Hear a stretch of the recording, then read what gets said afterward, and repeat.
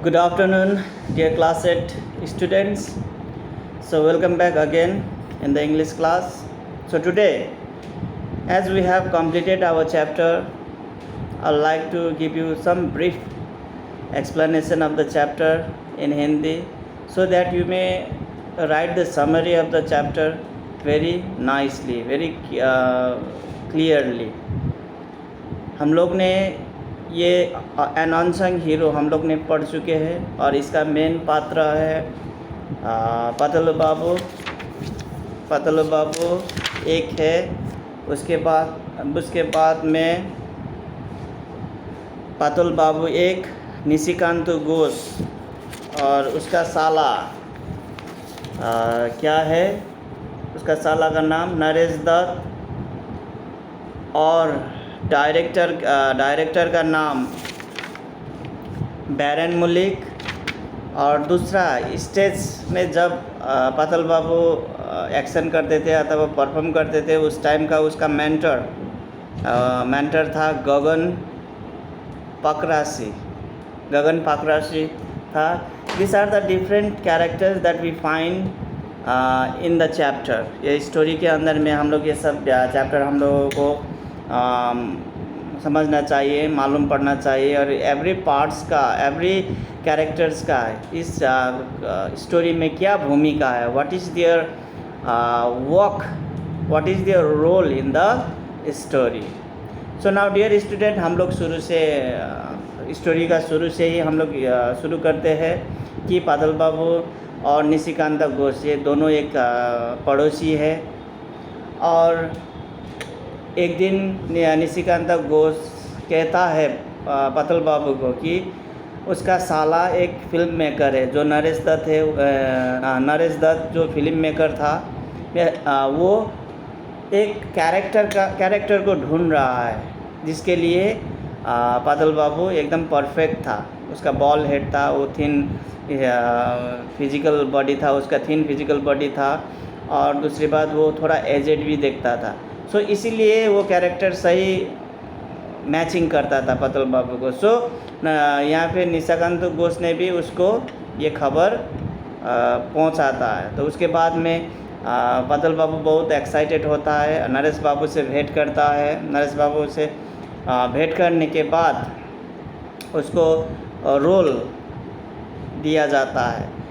ये पतल बाबू को उसका रोल इसको क्या कहना, सिर्फ उसको एक वर्ड मिलता है डायलॉग बोलने के लिए, वो वर्ड था ओ।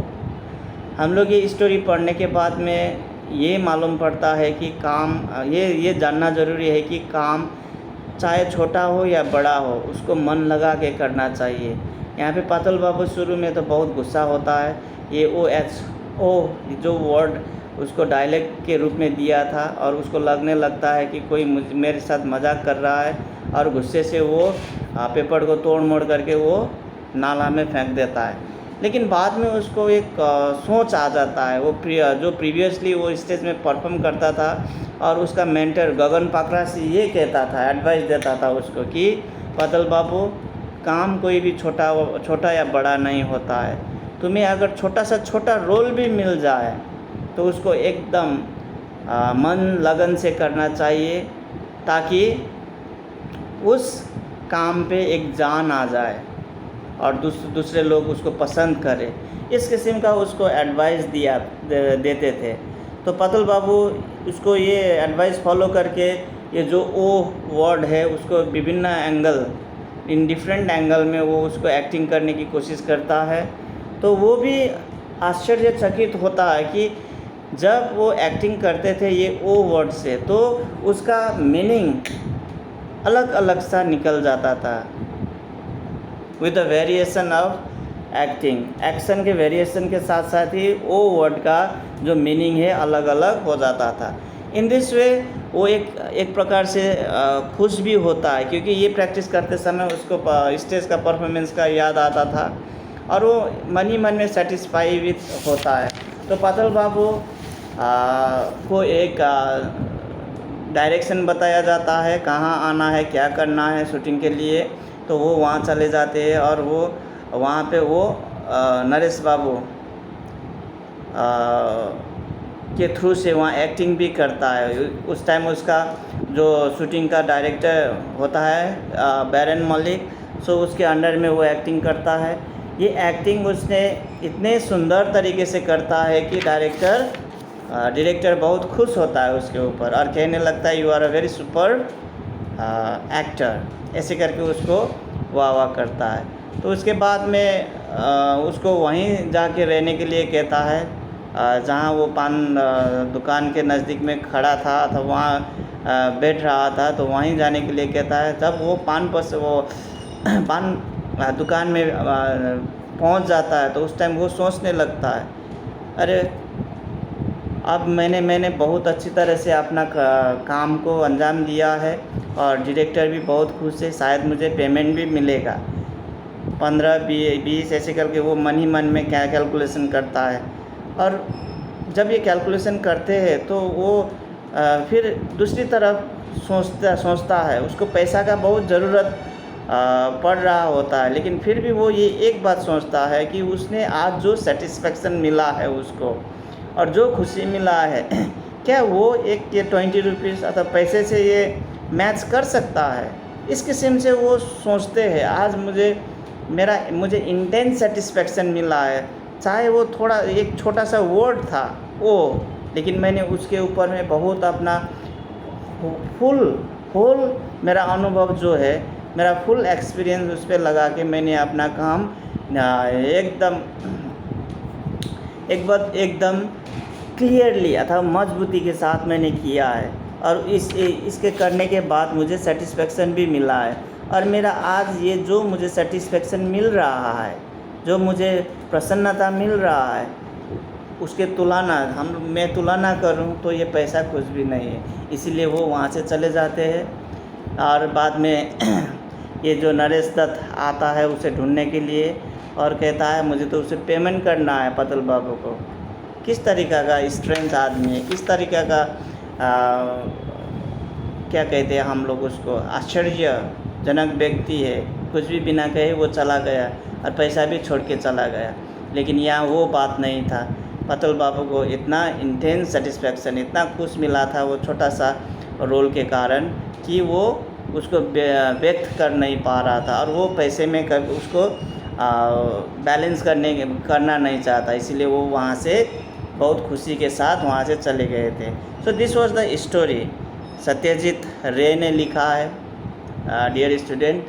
सो इस चैप्टर से जो हम लोगों को मैसेज मिला, मैंने कल के क्लास में भी कहा है कि हम लोगों को कोई भी काम छोटा हो या बड़ा हो ये नहीं कहना है, हम लोगों को उसको करना है अपना फुल डेडिकेशन के साथ, अपना फुल लेबर के साथ, मेहनत के साथ करना है, चाहे व्हाटएवर द रिजल्ट भी, लेकिन हम लोगों को मेहनत करना छोड़ना नहीं है।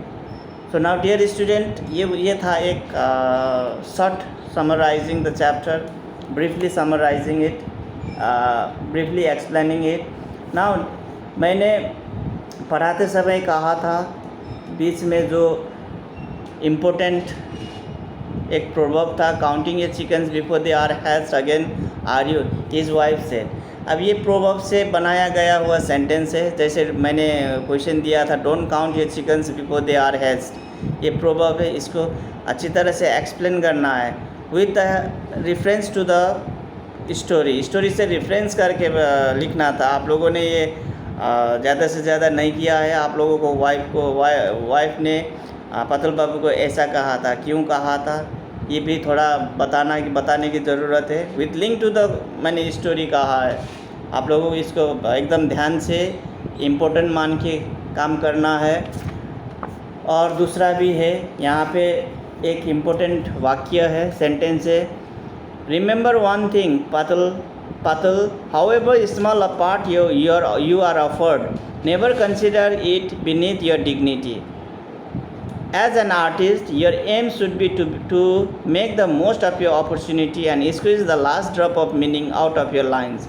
अब ये जो सेंटेंस है एज एन आर्टिस्ट, यहाँ से शुरू करके जो लाइंस तक है, ये भी इम्पोर्टेंट चैप्टर है, ये भी इम्पोर्टेंट लाइंस है जो आप लोगों को एक्सप्लेन करना है with reference to the book को रेफरेंस करते हुए।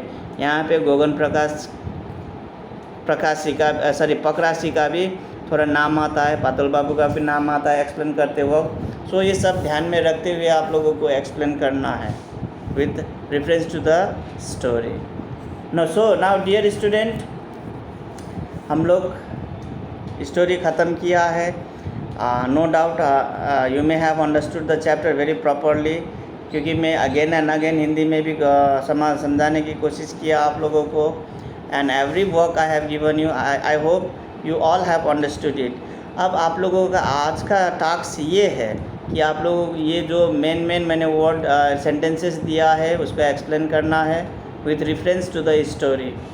एंड दूसरा बात है, हम लोगों को राइटर के बारे में लिखना। आप लोगों को सत्यजीत रे के बारे में एक पैराग्राफ आप लोग नेट में ढूंढ सकते हैं और ढूंढ के आप लोगों को लिखना है। So this work be given to the WhatsApp group also. Just try to see the WhatsApp group and do your homework properly. Now let us stop here. Thanks for listening the video. Bye bye students.